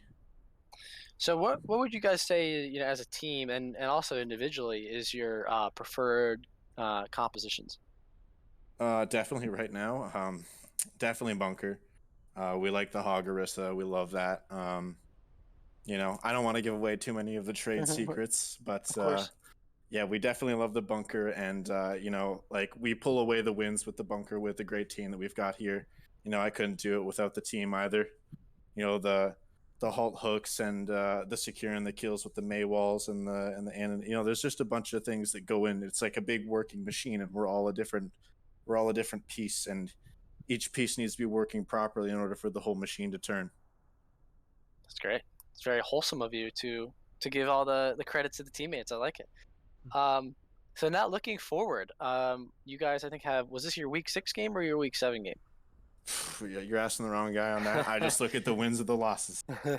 I think you guys may have one more game, and then after that is playoffs. So, um, odds are you guys will be seeing Cream Team again, in some way, shape, or form in the playoffs. So, now that you know what you know, will you guys be practicing more Bastion Bastion comps? Who knows? But I look forward to facing them again. I look forward to getting some more hooks. You know what I'm saying? That's right. Now, Fuku, any questions? yeah, I only have one, and this is more of a personalized question. It's something I like to do during these things. But what is your favorite comp to run, and also what is your favorite hero to run? Now, putting aside any like how good you are at this hero or whatever, right? Just what is your favorite? What is the most fun? Okay, so this is going to be really obvious, and I apologize, but it is Roadhog for me. Okay. I've been a huge Roadhog player for a long time now, and I've always kind of played him as a tanky DPS. I'm a very offensive player. My favorite kind of defense is offense. I love taking it to him, and I love winning. That's just the way I play him. But I will say that I do love myself the odd time some Deadeye and some McCree gameplay. I love getting that in there sometimes, but I love bunker. As boring as it seems, I love the security. I love pulling people in, securing the kill, and I love being up in fights. Yeah, for sure. I think being the hog in the bunker is always a pretty fun job, um, versus like some of the other roles in that. But um, other than that, Fuku, any other further questions? Not particularly, no. All right. Well, thank you so much, Jay. Really appreciate coming on and talking to us about the game. Again, congrats on the win. You guys have successfully defeated one of the undefeated teams in your division. Yeah, no, I mean they played really well, so kudos to them, and I thank you guys a lot for casting the game and all that. I really appreciate that as well. And I'm sure the whole team does as well. No problem. You guys played great in front of a good little audience, so I'm sure it's going to be a fun VOD to go back and watch. And I guess finally, my last question is from because we're all looking to improve. What do you think you guys could have done better? Maybe either as a team or even from an individual standpoint. Ooh. Cut and dry, right off the top of my head, right now. Decision making. It's either push W or regroup. Right. And there were some times there where we just didn't have that mentality, and we were caught in the middle. And like that first map there was a huge disaster. We were stuck in the center. We didn't know what to do, and hey, it didn't turn out too well. Yeah, it's definitely. I think there are sometimes we saw there's like a couple people are on a different page, right? Whereas like I think you guys were down a couple people, but then people would either continue to either alt or move in, and then that caused a little more downtime and staggering. But I think that happens at all levels, so it's just a matter to some degree as to how often it happens and how detrimental it is. Yeah, absolutely. One more thing, because I see it in chat. Donut, thanks a lot for your Ana skills, my man. Yeah, always as a tank, I understand more than anyone. Always be appreciative of your healers that pump darts in your ass and keep you alive and able to do what you do. Absolutely. But again, thank you, Jay, for coming on, and congratulations on the win. You see, I Yeah, disagree awesome. with the tank thing. They should be appreciative of you too, because without you, they just get killed. Oh yeah, I mean, hey, got 600 HP for a reason, right? That's right. It's a very symbiotic relationship, between them. So, gotta appreciate both. And then there's the But DPS who are parasites, but that's right. It's just that everyone could blame our DPS friends for doing nothing, right? Hell yeah, brother. But yeah, again, thank you, and Fuku and Lethal. Anything else before we adjourn? No, I'm good. All right. Please nerf May. Thank you, Blizzard. All right. Hey, Javrek agrees with that. Yeah. Thank you, JV Rec. Thank you, Lethal, for producing. Thank you, Fuku, for helping me and my plat casting ass trying to cast these games for the first time. Appreciate it all. And thank you for all the viewers trying to come out and watch a great game between Cream Team and LSG. We saw a little bit of everything, on both sides, and it was really entertaining. So, thanks for everyone. And this is Revolution Overwatch. We stream, I think, every night, right? All these games from all these different divisions. So, hit that subscribe button, hit the follow, and that way you can watch this exciting tournament, unfold in the next coming weeks. So, thanks everyone, and that'll be it from us. Awesome. Peace out and death